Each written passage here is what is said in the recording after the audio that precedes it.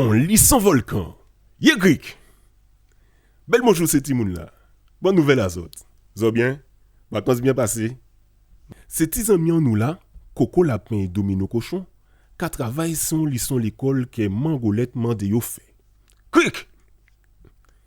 Bon, les enfants, on remercie Madame la volcanologue qui nous a tant appris sur les volcans et la façon dont ils fonctionnent.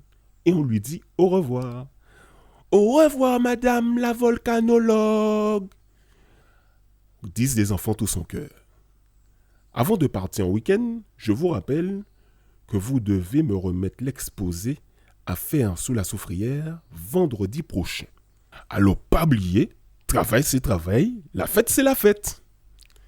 Après avoir bien écouté la leçon et les consignes de Madame Golette, les deux compères n'ont pas perdu de temps et se sont vite retrouvés dans le garage de Compère Lapin, le papa de Coco Lapin. Ils voulaient faire une superbe maquette de la soufrière.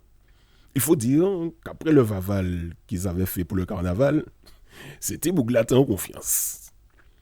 Bon, il nous faut quoi déjà, commence à Coco? Des chiffons, du carton. Faut nous songer aussi prendre la colle là et gros scotch là aussi. Continua Domino. Rassurant, Coco dit, pas chocolaté quoi. Le pattern est tout met incident. Cric! Du samedi au dimanche, ils n'ont pas arrêté. Ils avaient super bien avancé et il ne restait plus que la peinture à faire. Le rouge pour la lave, le marron et le vert pour le volcan, le gris pour la fumée, etc., etc. Bon, on va finir mercredi. On a tout notre temps, commenta Domino Cochon. Ah, Timal, en cas senti que nous qui trappons une belle récompense pour travailler là ça. S'enthousiasme Coco. Domino rajoute une couche. Mangolette qui est content nous obliger. Dans l'escalier qui mène à la maison, nos deux compères ne remarquent pas la silhouette discrète d'une petite curieuse. C'est Nana, la petite sœur de Domino. Elle avait vu les deux amis se rendre dans le garage de Coco Lapin et convaincue qu'ils allaient faire des choses trop cool, comme d'habitude, elle voulait cette fois être de la partie. Y'a Mystic Creek. Nana s'éclipsa un peu avant que les compères ne ferment le garage. Pendant 2 jours, la petite sœur réfléchit longuement à la façon dont elle pouvait bien se faire voir par Domino et Coco pour qu'ils puissent enfin l'accepter dans la bande. Il songeait que bien souvent, mettre l'école là qu'a félicité pour ces belles petits dessins-là qu'a fait là. Alors elle se dit à voix basse, c'est moi qui ai tiré volcan là. Elle savait de quelle couleur chaque chose devait être. Il était temps de Domino et Coco parler. Ça serait simple comme bonjour. Il serait fier d'elle. Alors, mardi soir, tout pendant ces pligons-là qu'a joué boule si place là, Nana fait un coup de malin et prend direction au garage à Compère Lapin. J'espère qu'elle va pas faire de bêtises. Elle souleva la couverture qui protégeait la maquette et commença à peindre le volcan en respectant bien comme il faut chaque consigne.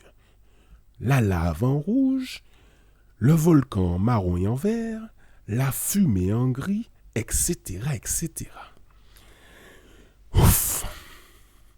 Alors qu'elle était presque fine, il montait sur l'échelle pour aller prendre un pot de peintis blanc.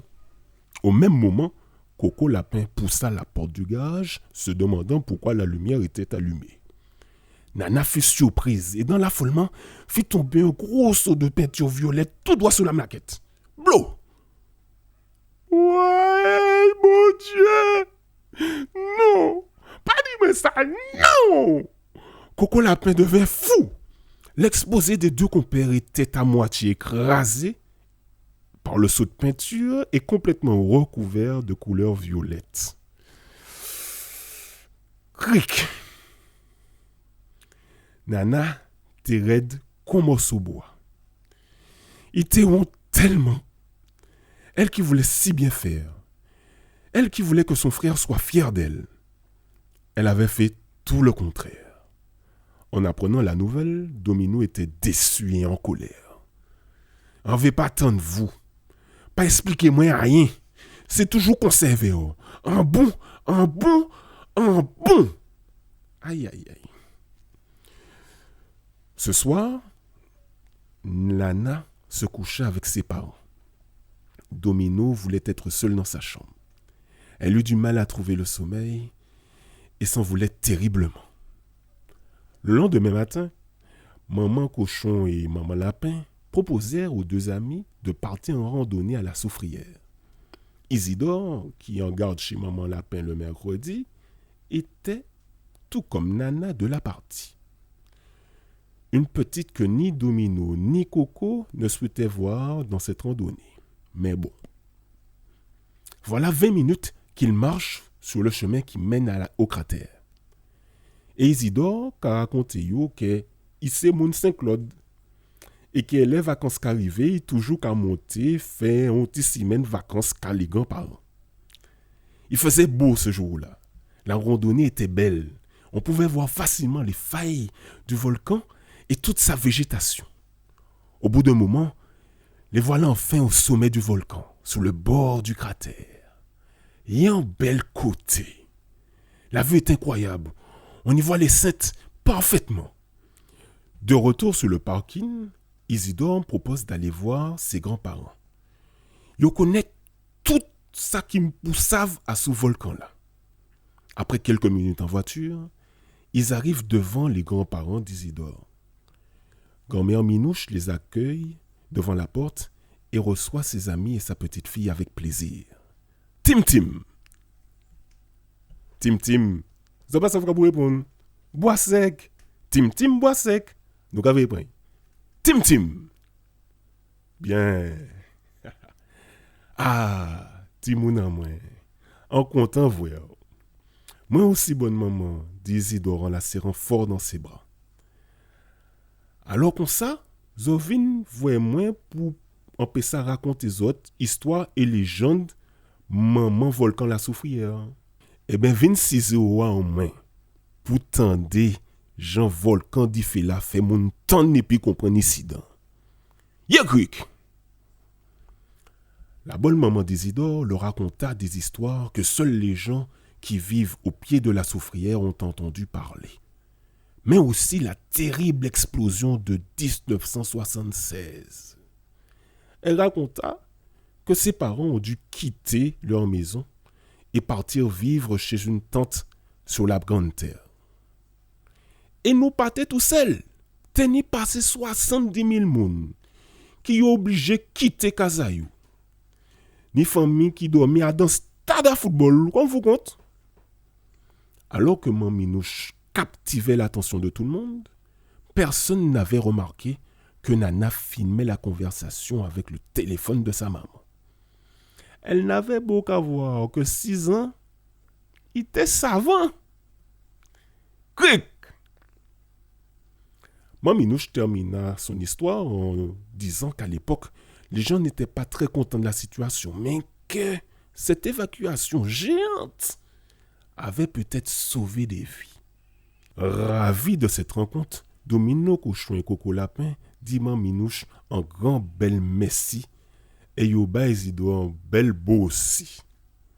De retour à Monkako, les deux compères étaient refaits. La joie en créayo, ils étaient virés partis pour recommencer à travailler à l'école là. Bon, évidemment, sans la maquette du volcan. Mais pas grave. Ils étaient confiants. Occupés à travailler dans la chambre de Coco, les deux amis n'ont pas entendu Nana entrer. « Excusez-moi les gars. » Au son de sa voix, les garçons se sont mis à crier comme si la tête était tremblée. « Ouais! Ah non! Laisse-nous tranquille, petite fille. Tu es venue détruire notre travail encore une fois ou quoi? » Vexée, Nana quitte la pièce en sanglotant, avant d'être rattrapée de justesse par maman lapin.